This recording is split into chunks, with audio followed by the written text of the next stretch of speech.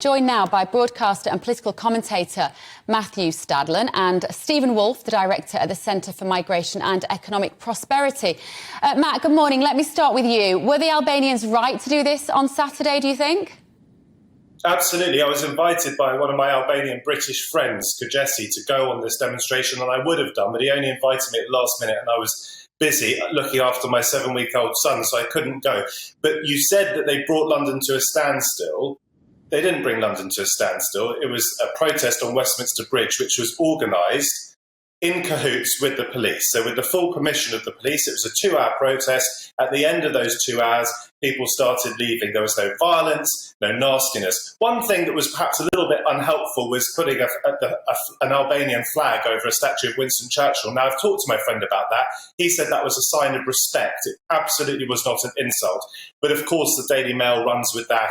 Albanians insulting Winston Churchill. Yes, perhaps unhelpful, but certainly not what it's made out to be. Albania, as you say, is a beautiful country. I've been to Albania, Bev. So my friend and builder, Kajesi, who helped me with a lot of stuff around my house with his team, incredibly hardworking. By the way, sent a picture of himself in his office yesterday at 10 p.m. on a Sunday. He's got 3 kids. He's so hardworking. We went to Albania together. We did a road trip. I got to know the country. It is a beautiful country. Yes, we want to discourage people from leaving. Yes, we want to help Albania cut out corruption in that country. But the Albanians who are here, the overwhelming majority of Albanians in this country, many of whom have got British citizenship, are incredibly hardworking. And to demonise them, it's the same old story. It's racism. It's nasty. It's what Trump did to Mexicans when he said they're sending their worst. They're not sending their worst. Yes, we have to have safe borders. Yes, the government has got to get a grip. But instead of saying we're being invaded by rubber dinghies, which is absolutely pathetic, instead of scapegoating Albanians, Braverman and Sunak should be doing what they now are doing, thank goodness, and that's dealing constructively with the French to find solutions. When Liz Truss questioned whether Macron was a friend or a foe, how do you think that helps get a grip of the migration crisis? Well, Matt, just to be clear, I didn't say that it brought... Look, don't demonise. Just to be clear, I didn't say it brought the whole of London to a standstill. I said it brought parts of London to a standstill. And as I said in my opening, I think the optics of this, in terms of if you want to get people on side with hardworking Albanians that want to come here, it looked terrible at the weekend, given the numbers that we're seeing being put up in hotels in the UK, given that we're spending £6.8 million a day to house illegal refugees. Stephen Wolfe, from the director at the Centre for Migration, what Matthew is arguing is that hard-working Albanians that want to come over here should not be lumped in with all people who want to come here and cause crime. Is he right? Well, I don't think anybody who comes and works in any country in the world would feel particularly happy if they were lumped in with criminals and gangsters and people traffickers. I'm working here in the US at the moment, monitoring immigration into the US as well. I wouldn't like to be called an Englishman in a nasty way, nor would anyone who's Polish working in the UK either. But the fact of the matter is, no one is actually calling all Albanians criminals or giving them any racist comments. What they are doing is being very specific. They're saying the Albanians coming over in the channel, in the boats, are being connected to the criminal gangs. 12,000 have arrived. Many of them are being linked to those criminal gangs. The Albanians in the criminal gangs in the UK have taken over control of the marijuana industry from the Thai. We know that because that's internationally recognised by international crime organisations fighting it. We also know that the Albanian gangs have started to take over the cocaine market, particularly in London, so much that the Yardies are even frightened of them. We know that the people trafficking and smuggling into the sex gangs are now being controlled by the Albanians. Does Matthew have any solutions to that? Or does he say that it doesn't exist, it's not a big problem, and the police internationally in France are lying? Matt, that is the point. So ordinary citizens are being brought into the ordinary... Hang on, Stephen, let Matt come in. Go on, Matt. You had a long time there, and I'm going to deal with this. Because I'm sick to death of people making comments about us saying that we're racist, when all we're actually doing is raising the issue that there are criminal gangs, criminal aspects about this, and you simply seem to overlook it and ignore it.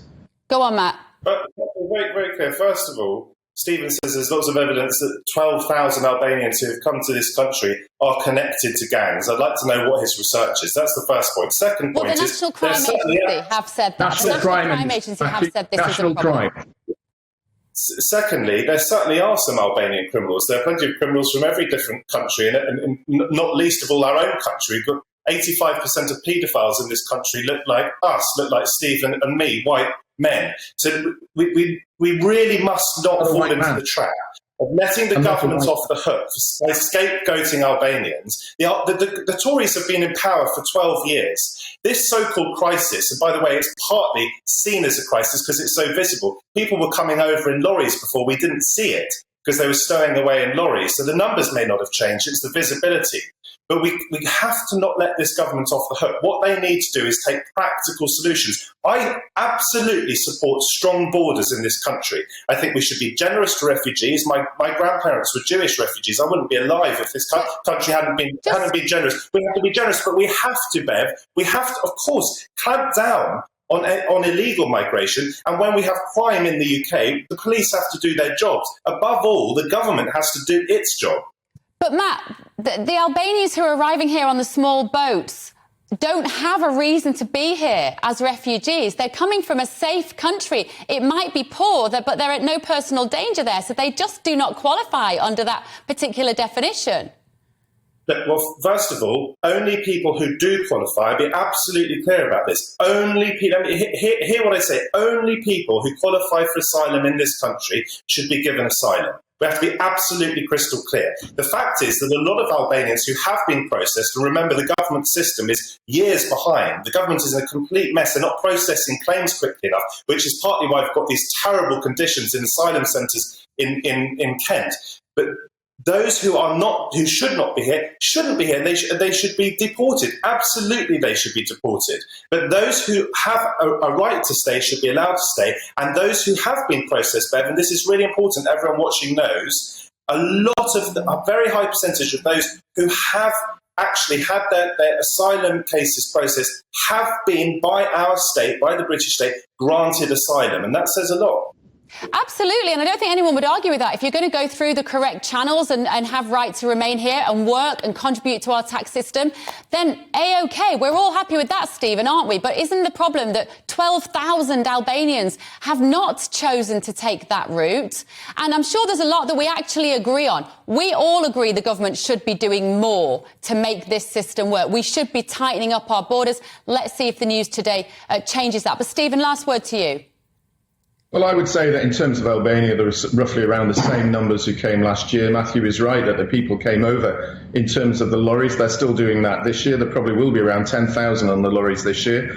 The fact of the matter is that the numbers that were claiming asylum have increased. That used to be an average of 32,500. We're now looking at 47,500 a year. So the fact that what we're looking at is an increase in people using economic reasons for leaving their nations to come into the UK. And whereas those people who have genuine asylum claims, which are being dealt with, they're the ones who are suffering as a consequence of that. The 12,000 people leaving Albania, if those numbers are going to be absolutely accurate, will be ones who are leaving for economic reasons. And the process system that we have doesn't deport them very quickly. And as a consequence of that, the numbers get more complicated in the UK too.